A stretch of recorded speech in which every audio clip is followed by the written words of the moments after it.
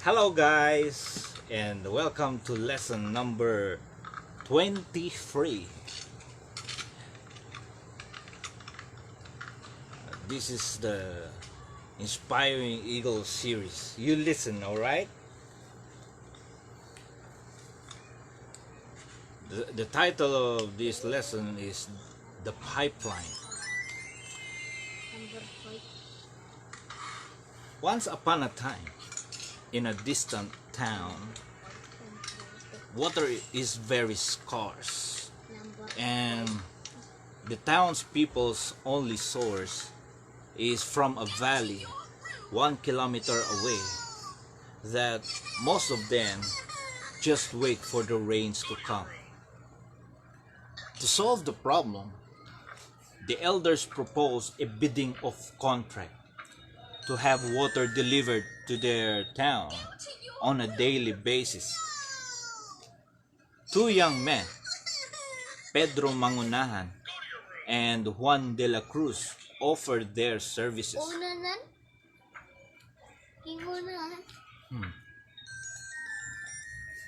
And the elders hired both of them.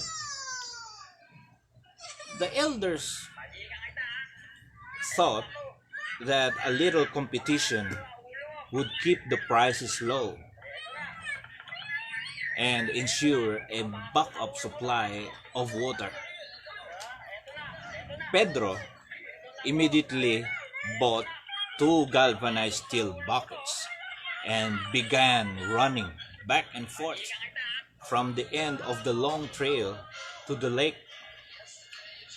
He earned money working from early morning until evening, hauling water from the lake with his two buckets. The buckets of water are then emptied on a large concrete holding tank the townspeople had built. Pedro needs to get up every morning to make sure that there will be enough water for an entire day. It was hard work, but the young man was very happy with his earnings and is proud to be one of the exclusive contractors.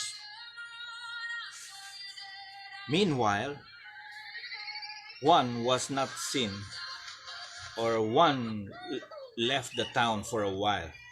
He was not seen for months, and that made Pedro happier. Why? Because he had monopolized the business, though his quality of service is below standard. Juan de la Cruz instead wrote a business plan, created a corporation, found four investors, and even hired the president to do the overall monitoring, and came back later with a construction crew. Within a year, his team had built a large volume stainless steel pipeline that connects the lake to the town. At the launching of one's water delivery service, he advertised that his supply of water is free from impurities because it undergoes filtration and distillation. He also announced that he could supply the town with water 24 hours a day and 7 days or 7 days a week. To attract even more customers, Juan de la Cruz lowered his original price 50% of less than how much Pedro charges. Obviously, Juan's supply of water was safer than Pedro's. So the townspeople cheered and immediately ran after the faucet, ran for the faucet at the end of one's pipeline. To survive the competition, Pedro then and there lowered his rates by another 50% and began hauling 4 buckets of water for each trip. And to increase his productivity, he hired his 2 sons for the extended service hours during the night and on weekends. When his boys went to college, he told them, "Hurry back. Someday this business will be yours." But somehow, his 2 sons did not return after college for some reasons. So eventually, he hired some extra workers, but encountered encountered union problems. On the other hand, one visualizes another business venture. He gave a lot of thought to this water supply problem.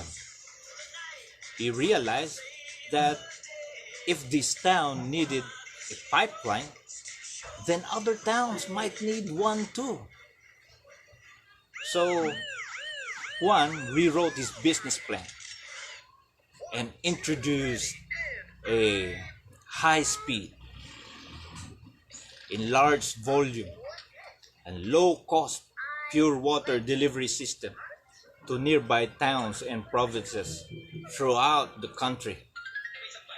He continued to deliver more and better service to meet the needs of his target market. One was making only a few centavos for each bucket delivered, but he delivers millions of bucket every day. Whether he works or not, millions of people consume large volumes of water every day. All the money coming from one's business goes straight to his bank account. He had not only built a pipeline of a pipeline to deliver water to nearby towns, to faraway places, but also a pipeline of money going directly to his own pocket. One lived happily and abundantly ever after. Pedro worked hard for the rest of his life, but still encountered financial problems. Now ask yourself, am I building a pipeline? Am I building a pipeline of wealth or hauling buckets of poverty? May this story guide you in your journey to financial and time freedom.